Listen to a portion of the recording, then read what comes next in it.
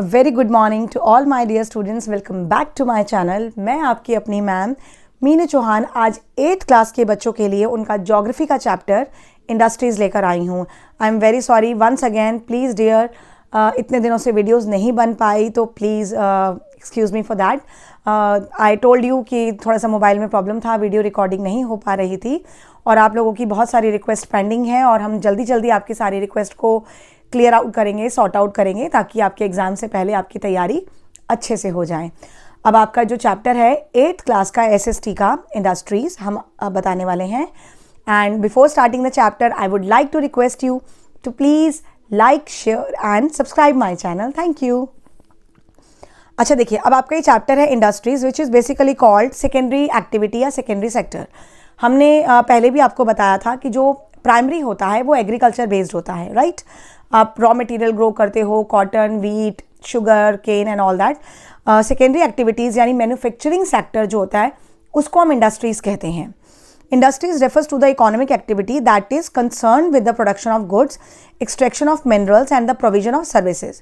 Industries का मतलब होता है वो इकोनॉमिक एक्टिविटी जो हमारे गुड्स को प्रोड्यूस करती है, फाइनल गुड्स में तैयार करती है. रॉ मटेरियल आपने एग्रीकल्चर से लिया, उसे आपने इंडस्ट्रीज़ में लिया, प्रोसेस किया, मशीनों का इस्तेमाल किया, लेबर का इस्तेमाल किया, टेक्निक्स लगाया, उसको पैकेजिंग किया, लेबलिंग किया, स्टोर किया और कुछ सामान आपने मार्केट में आने के लिए उसको निकाल दिया. तो ये सारा इंडस्ट्रियलाइजेशन है यानी कि सेकेंडरी एक्टिविटी है. अब हम इंडस्ट्रीज को क्लासीफाई करेंगे तो क्लासिफिकेशन में पहला आपका आता है raw material which is totally based on agro based industry. जो इंडस्ट्री हमारी एग्रीकल्चर से रिलेटेड है यानी कि जहाँ पर आपको प्लांट प्रोडक्ट या एनिमल प्रोडक्ट मिलता है उसे हम कहते हैं एग्रो बेस्ड इंडस्ट्री. इसमें vegetable oil, food, cotton, textile, dairy products, leather, ये सारी इंडस्ट्रीज आपकी आती हैं एग्रो बेस्ड इंडस्ट्रीज़ में. सेकेंड है आपका mineral based industry. Mineral based industries are primary industries that are use mineral ores as their raw material. मतलब जो हम मिनरल यूज़ करते हैं, कोयला है, आयरन ओर है, मेटल है, कॉपर है, जितना भी रॉ मटेरियल जो ज़मीन के अंदर से निकलता है एज अ मिनरल, उसे हम कहते हैं मिनरल बेस्ड इंडस्ट्री. आपको पता है आयरन के अंदर हम जब स्टील ऐड करते हैं, little bit of steel and lot of quantity of iron, तो वो एल्यूमिनियम बन जाता है. तो उससे जो हमारा प्रोडक्ट बनता है उसके बहुत सारे यूजेस हैं and this is use as a raw material for the manufacturing of number of products such as heavy machinery, building material, railway coaches या जो रेल की पटरियाँ होती हैं उन पर वो लोहे की बनी होती हैं.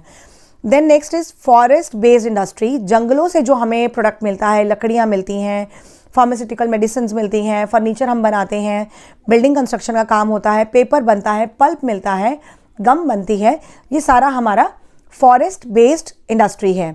मराइन बेस्ड, आपको नाम से ही क्लियर हो रहा है, मराइन यानी कि सी साइड से मिलने वाला सामान जो हम सी कॉड लिवर ऑयल की जो टैबलेट्स होती हैं, ऑयल होता है, वो इस्तेमाल करते हैं.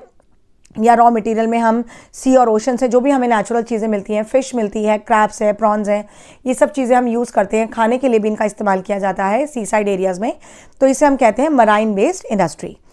अब बात आ रही है साइज़ की. दो तरह की इंडस्ट्रीज़ हैं आपकी, small scale industries and large scale industries. आपको नाम से ही क्लियर है, स्मॉल स्केल यानी छोटे पैमाने पर जो काम करती हैं इंडस्ट्रीज़, जिनका आउटपुट बहुत ज़्यादा नहीं है, बहुत करोड़ों में, मिलियंस में नहीं है, कम लेवल पर है, मशीनें कम है, लेबर कम है, टेक्निक्स बहुत हाईटेक नहीं है और बहुत कम पैमाने पर वो काम कर रही हैं, तो उसे हम कहेंगे स्मॉल स्केल इंडस्ट्रीज़.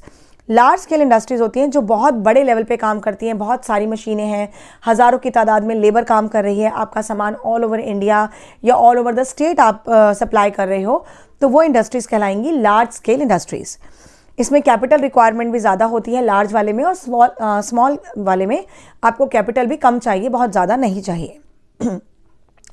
नेक्स्ट है ownership industries that is into private and sector, state owned and public sector, joint sector and cooperative sectors. Very very very very very important, ownership वाला पार्ट बहुत इंपॉर्टेंट है, तो आप please ध्यान से समझिएगा.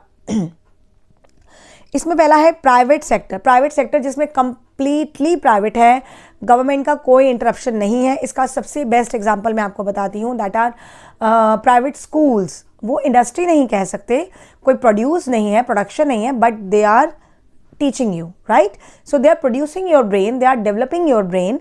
So this is also the best example of private sector, जहाँ पर प्राइवेट स्कूल्स अपने हिसाब से काम करते हैं, फीस अपने हिसाब से चार्ज करते हैं, टाइम स्केड्यूल उनका उनके हिसाब से होता है, गवर्नमेंट इंटरप्शन नहीं होता, ठीक है।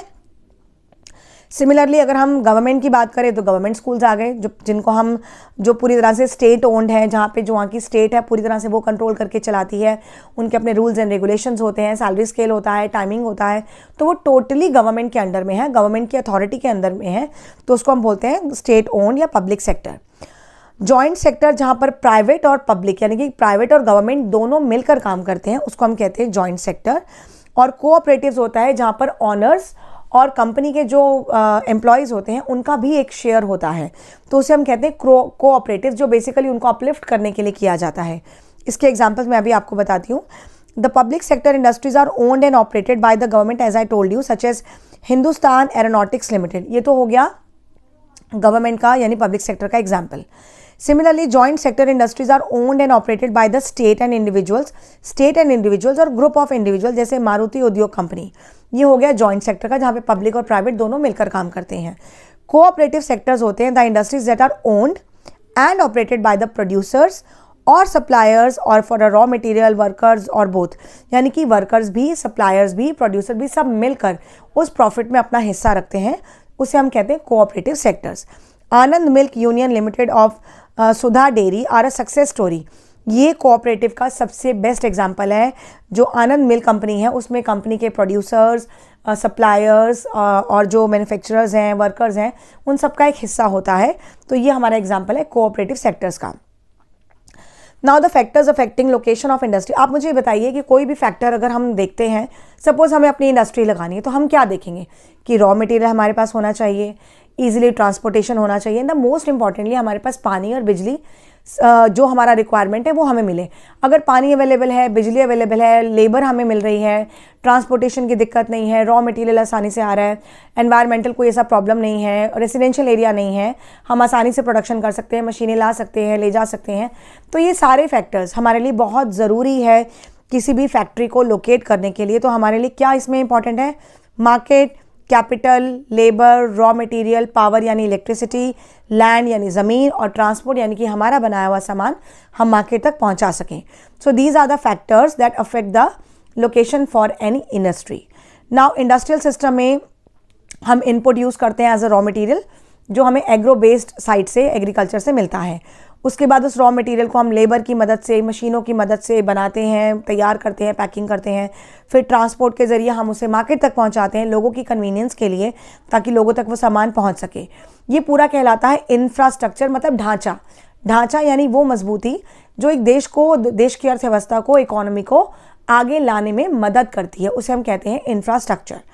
सो human labour, factory and transport, इन सब का एक कॉस्ट होता है। देखो, आपने रॉ मटेरियल लिया, आपने लेबर लगाई, आपने ट्रांसपोर्ट किया, जो भी आपने धागा, सुई, लेदर, जैकेट, जिप, सामान वगैरह लगाया, टेलरिंग का कॉस्ट दिया, इलेक्ट्रिसिटी आपने यूज़ की है, सब कुछ लगाकर आपको कॉस्ट पड़ती है 300, और बाद में आप उसको 500 में बेच रहे हो, तो वो 200 रुपये, 200 रुपीज़ आपका अपना प्रॉफिट है जो कंपनी पर बैग अर्न कर रही है।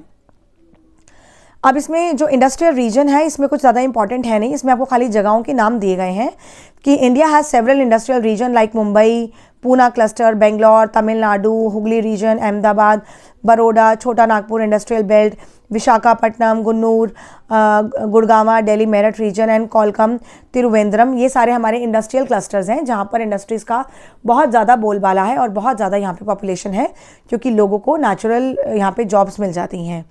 अब इसका आगे का जो पार्ट है, distribution of major industries, iron and steel industry, ये टोटली डिफरेंट पार्ट है, ये हम आपका नेक्स्ट वीडियो में कवर अप कराएंगे।